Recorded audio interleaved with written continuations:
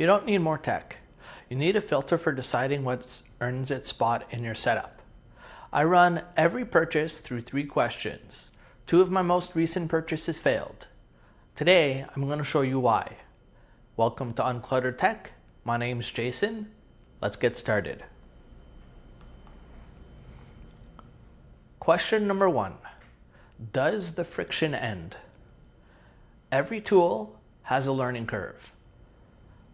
The question is whether it flattens or keeps demanding attention. Recently, I bought the DJI Osmo Pocket 3.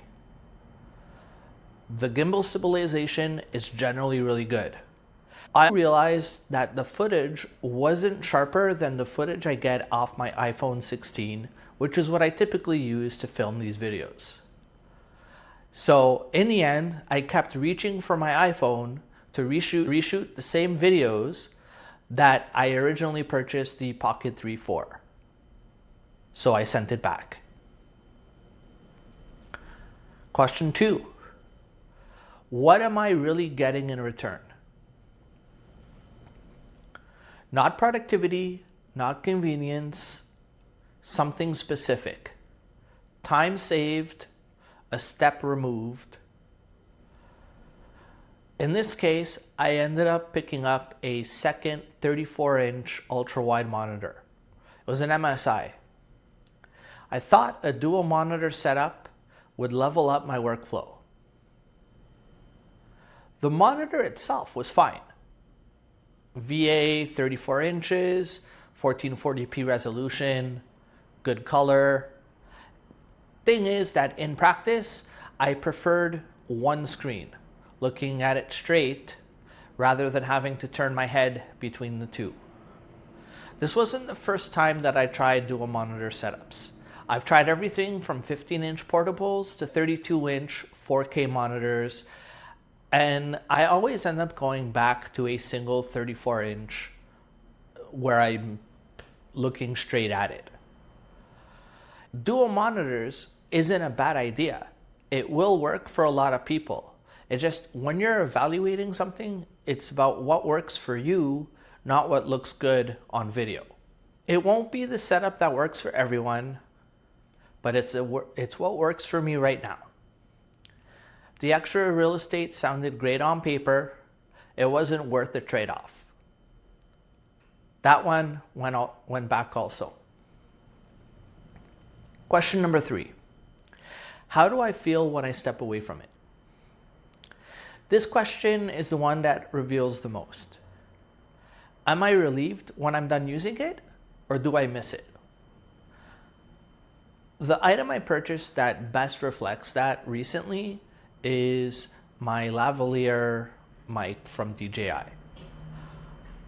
In the past, I would record using an Elgato Wave 3, and while the Wave 3 is a solid device, it works best when you sit within a narrow space near it.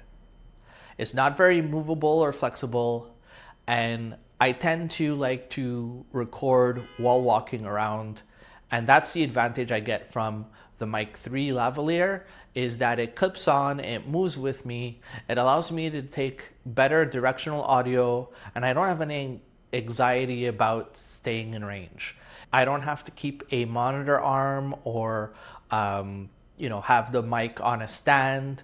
I can just pocket it away, put it back in my closet, and it's gone.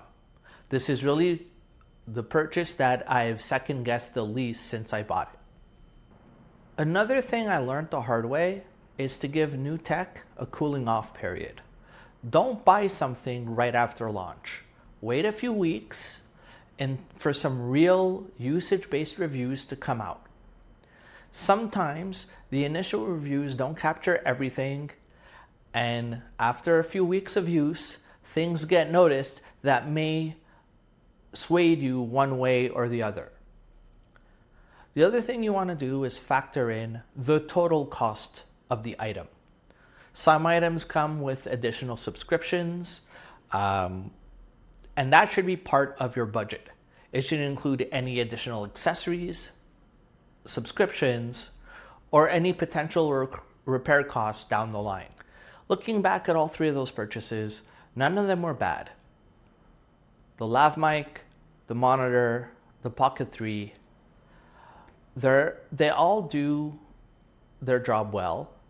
What failed wasn't the tech itself, it was how it worked for me. The Osmo Pocket 3 is a good camera. The ultrawide was a great monitor. They just didn't earn their place in my workflow.